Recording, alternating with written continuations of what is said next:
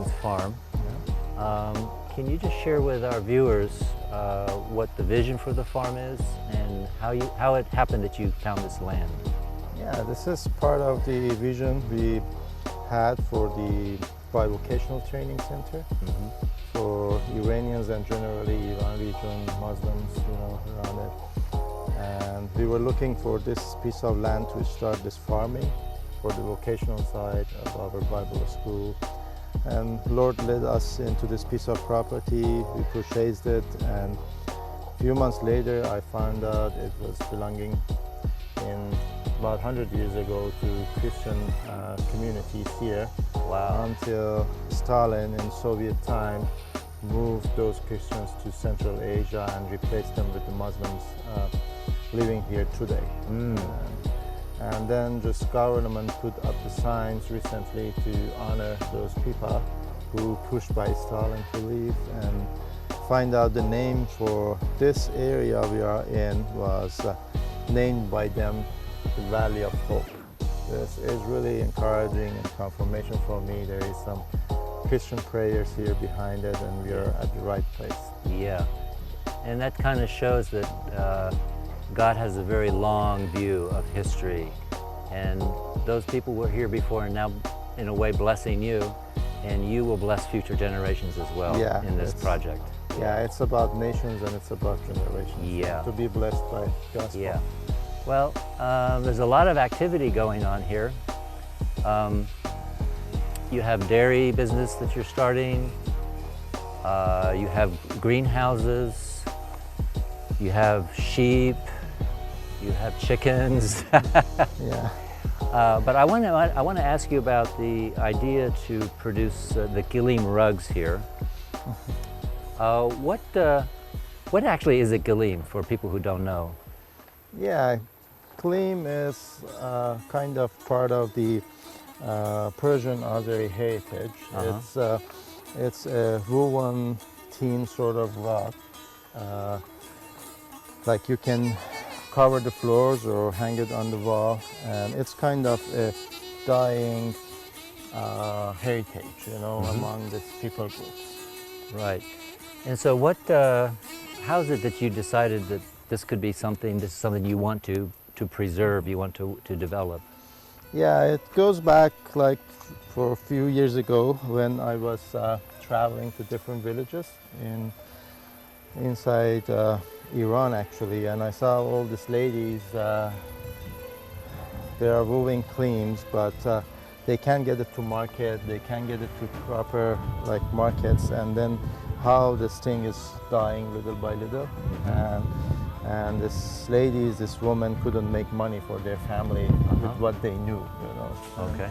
Yeah, it came into my mind, this is something that we can help just to put these pieces together to kind of preserve the heritage and also help this woman to keep their job and also support their families. Right. So the plan is that the production will all be natural, organic, the way that originally was done with natural dyes and wool and the traditional method of preparing it, making the yarn. And that whole supply chain is going to be right here on the farm, right? Yeah.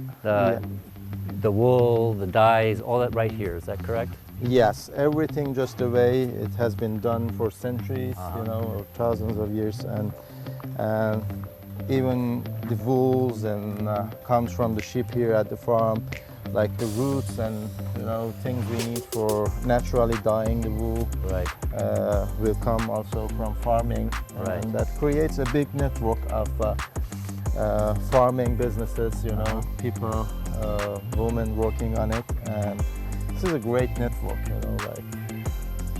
To bless the community and to bring the light of gospel in them. So you'll be hiring ladies from the local community, and most of these ladies are really have serious economic needs, and so this will give them some job, some dignity, and they will get a fair wage. They can help support their children, things like this. Yeah, these are the women who doesn't have a man at home, they have to raise kids, they have to send them to school, you know, they have to feed them, or part of them are refugees, you know, Right. displaced and moved from one place to another place. There is mix of people who doesn't have the gospel needs to hear the gospel, Right. you know, through the care we want to bring to them, Right. like values of the gospel on fair wages and everything. Right. But we have also some Christian persecuted refugees, you know, like would be benefited from this project, and at the same time, you know, like help this project by being around the other women working together. Yeah. Yeah, and you said a really important thing is that you noticed that the people who are making these rugs had no way to get to market. And I think that's an important part of this project is you're going to produce them very good quality original carpets, but getting it to market is the other piece of the equation, which we're going to have a project in the U.S. to develop the marketing and sales. So actually for those who are viewing this, who are in the U.S. or in the West, one way they can contribute to this project is to help develop the marketing and sales, actually. So That is as important as the production chain. yeah, it is. Yeah. Yeah. So that's great. Well, can we maybe take a look at some of the like where would the weaving be done? Yeah, sure. Yeah. Let's go and Okay. see. So you're building a center here on the farm that will house, it's a multi-purpose building, but it will house the weaving facility, is that right? Yeah, it's yeah. The farm is including like different facilities, like dorms, classrooms, and different places, and also weaving facility, place just to process the wool, you know, to yarn, and like some place to do the dyeing process, and also of course the sheep barns and the areas to plant the roots and everything we need for dyeing naturally. Right. So I take it this is the multi-purpose building? Yeah, that's here we will have the workshop part of the building for the ladies to come to learn how to weave the queen and to do it actually, and some rooms for some of them to stay who are like needing a place to stay.